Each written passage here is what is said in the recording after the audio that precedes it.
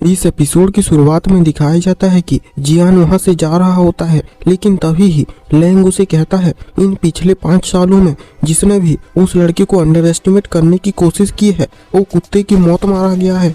और ये सुनते ही जियान भड़क जाता है और कहता है सर लैंग, मैं आपकी टैलेंट को बहुत ही ज्यादा एडमायर करता हूँ, पर प्लीज आप मुझे उन मूर्खों के साथ मत मिलाइए। और वैसे भी जैसे ही मैं उस लड़के के सर को काट दूंगा फादर, आप तो समझ लीजिए कि आपके राजा बनने के दिन तो गए। और फिर उसके बाद 5 महीने बाद का सीन दिखाया जाता है जहां पर एम्परर के पास एक आदमी रिपोर्ट देने आया हुआ होता है और उस रिपोर्ट को देखते ही एम्परर बहुत ही ज्यादा गुस्सा हो जाता है और कहता है तुम मुझे पूरे 5 सालों से यही बेतुकी खबर दिए जा रहे हो। अगर एसोटेरिक डिबेट में लुक लैंग सच में कुछ करने वाला है तो फिर वो उनका बोन टेम्पररिंग स्टेज वाला लड़का कहाँ है? क्या तुम्हारी अकल घास चढ़ने गई है? और क्या तुम जाओ फान के बारे में और कुछ बकना चाहते हो? तो उसका वो आदमी कहता है योर मैजेस्टी, हमें उसके बारे में और कुछ पता नहीं चल पा रहा है। तो फिर से एम्परर पूछता है तो फिर उस डिवाइन ड्रैगन गू सेंतोंग के बारे में क्या? तो उसका आदमी कहता है योर मैजेस्टी, हमें उसके बारे में भी कुछ नहीं पता चला है। तो ये सुन के एम्परर फिर से गुस्सा हो जाता है और कहता है तुम पूरे 5 सालों से ढूंढ रहे हो, फिर भी जाओ फान के बारे में कुछ नहीं पता लगा पाए, और कम से कम गू सेंतोंग के बारे में तो कुछ पता लगा पाते, क्योंकि वो तो अभी भी कहीं पर तबाही मचा रहा होगा और अभी तक तुमने उसके बारे में एक सबूत तक नहीं ढूंढा है। आखिर में तुम जैसे नमूनों को आखिर पाल ही क्यों रहा हूँ? तुम लोग सच में किसी काम के लायक नहीं हो, अब निकलो यहाँ से। और फिर उनके जाने के बाद एम्परर सोचने लगता है क्या वो दोनों लाइटनिंग कैनियन में नष्ट हो गए हैं? अगर गू सेंतोंग मर चुका है तो फिर ठीक है, इस दुनिया से कम एक मुसीबत तो कम हुआ, क्योंकि वो बच्चा इनविंसिबल होने के साथ ही साथ उसे कंट्रोल करना भी बहुत ही ज्यादा मुश्किल है। ये तो जैसे एक वरदान हुआ, पर जाओ फान नहीं मरना चाहिए, उसे अभी भी अपना काम पूरा करना है। और अगर वो ऐसे ही मर गया तो सब कुछ खराब हो जाएगा, क्योंकि उस बच्चे ने अकेले ही एक 3rd रेट क्लैन के सत्ता को ऊपर पहुंचा दिया है। ये तो सच में एक मिरेकल है और मुझे नहीं लगता है कि जाओ फान के बिना लुक लैंग मेरा काम कर पाएगा। और उसी वक्त उसके पास एक आदमी आता है और ये खबर देता है कि डिवाइन ड्रैगन गू सेंतोंग यहाँ पर आ चुका है। और ये सुनते ही एम्परर चिंता में पड़ जाता है और सोचता है तो फिर से वो मुसीबत आ ही गया। और फिर सीन चेंज होता है और एम्परर को दिखाया जाता है जो कि किसी जगह पर आया हुआ है और लोगों की भीड़ में से जा रहा होता है। तभी ही वो सुनता है कि एक आदमी ये अनाउंस कर रहा होता है विंडगेट सिटी के लुक लैंग ने अपनी 27th जीत को हासिल कर लिया है। और फिर वो उस जगह पर जाकर देखता है तो वहाँ पर कुछ लोग बातें कर रहे होते हैं और बैट लगा रहे होते हैं और वहाँ के बोर्ड पे कुछ लगाया हुआ होता है और एम्परर जाकर उस सब को देख ही रहा होता है। तभी ही उसके पीछे से एक लड़का कहता है ओए तुम ऐसे क्या देख रहे हो? तुमने क्या कभी लुक लैंग के बारे में नहीं सुना है और उनके डिमोनिक ड्रैगन जाओ फान के बारे में? और वैसे भी डिमोनिक ड्रैगन तो उसके मार्शल आर्ट के नाम है ना, तो फिर उसे क्यों दिया गया है? और तभी ही एक और आदमी आ जाता है और वो दोनों उस नाम के बारे में झगड़ने लग जाते हैं। और झगड़ते हुए वो पहले वाला लड़का कहता है अगर लुक लैंग 7 हाउसेस में से लड़ने के लिए एंटर हो भी जाता है तो भी लुक लैंग बस 7 हाउस का एक वेसल ग्लेन बन के ही लड़ पाएगा। और तभी ही एम्परर अपने हाथ को टेबल पे पटकता है और उनसे कहता है तुम्हें किसने कहा कि लुक लैंग उनका वेसल है? तुम लोग अपने उस छोटे से दिमाग में ये बात डाल लो कि लुक लैंग एक इंडिपेंडेंट क्लैन बनेगा और 7 हाउसेस के लेवल तक पहुंचेगा और लुक लैंग को कभी भी अपनी सुरक्षा के लिए दूसरे क्लैन के पीछे नहीं झुकना पड़ेगा।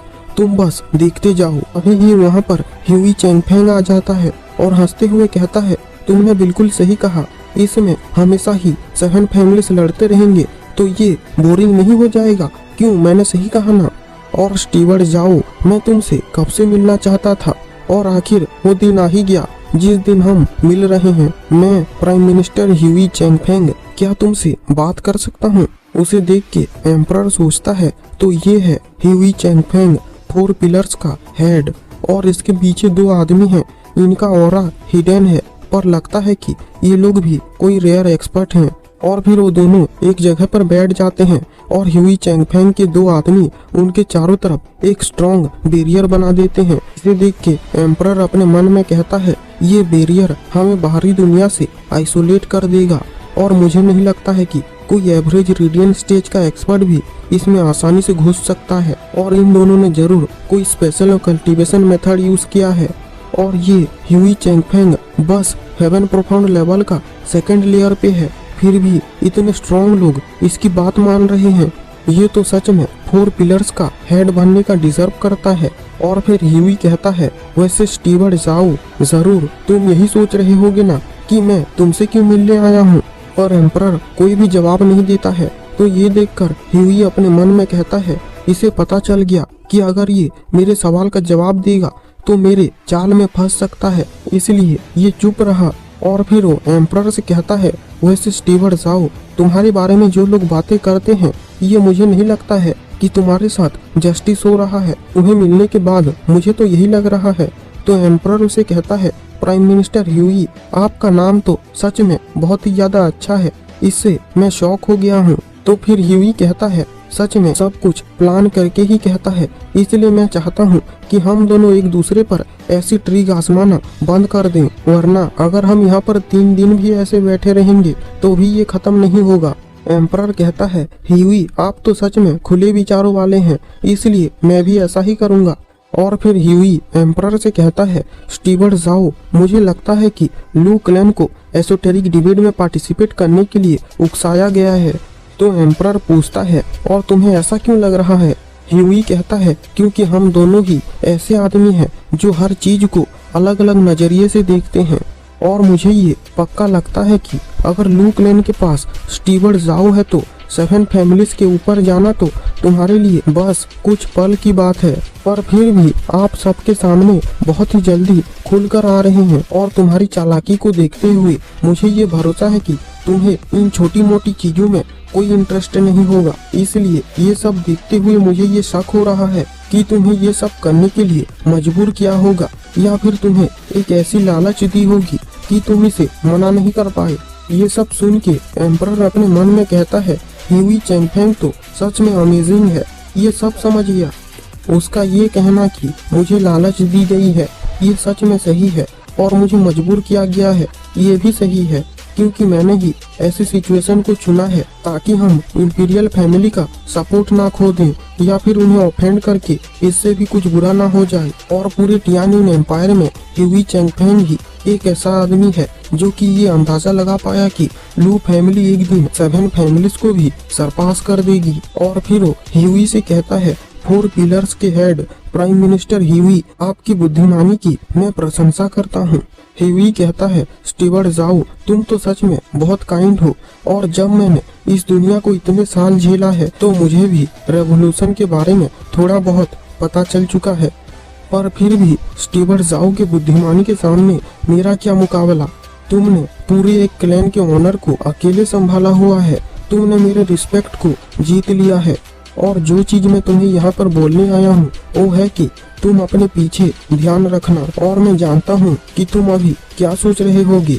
हाँ, ये सही है कि मेरी बातें तुम्हारे लिए शक से भरी हुई हैं कि आखिर इस दुनिया में एक मेरे जैसा सेल्फिश आदमी आखिर दूसरे की क्यों चिंता कर रहा है, पर मेरे पास इसके लिए एक कारण है। पर तुम निश्चित रहो स्टीवर्ड जाओ, तुम मेरे दुश्मन नहीं हो, और सच कहूँ तो इससे तुम्हारा ही फायदा होगा। एम्परर पूछता है, तुम्हारा इस सब से क्या मतलब है?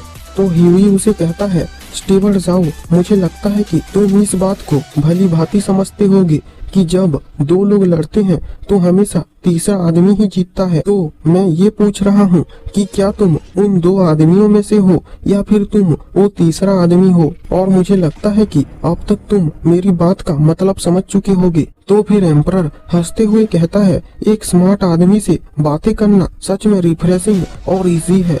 ह्यूई कहता है, तो फिर ठीक है स्टीवर्ड जाओ, मैंने अपना हिस्सा कह दिया, अब तुम्हारी बारी है। पर उससे पहले मैं तुम्हें ये रिक्वेस्ट करता हूँ कि तुम मेरी एक सेल्फिश रिक्वेस्ट को पूरा कर दो और मुझे कुछ समझा दो। तो एम्परर कहता है, हाँ क्यों नहीं, बोलो। तो फिर ह्यूई कहता है, जैसे कि तुम जानते हो कि मैं इस एम्पायर का प्राइम मिनिस्टर हूँ और लैंग रीजन स्टेट का स्टीवर्ड है और तुम लू क्लैन के स्टीवर्ड हो और इससे हम तीनों एक जैसे बनते हैं और वो चाहे हमारी स्कीम से लोगों पर राज करना ही क्यों ना हो। मैं और लैंग बहुत ही सेल्फिश हैं और किस्मत से अभी तक हम दोनों के इंटरेस्ट एक जैसे नहीं हुए हैं, वरना हम दोनों के बीच कब की लड़ाई हो चुकी होती। और फिर तुम्हारे टैलेंट को कंसिडर करते हुए आखिर तुमने लू क्लैन को ही क्यों चुना? और मैं तो ये बता ही सकता हूँ कि ये तुमने किसी सिंपैथी और या फिर किसी फीलिंग्स के कारण नहीं की होगी। तो फिर तुमने आखिर ऐसा किया क्यों? एम्परर कहता है क्योंकि मेरे एम्बिशन तुमसे कहीं ज्यादा बड़े हैं। और एम्परर की इतनी पावर को देखकर ह्यूई के वो दो आदमी भी बहुत ही ज्यादा डर जाते हैं और कांपने लगते हैं। और यहीं पर ही ये एपिसोड एंड हो जाता है।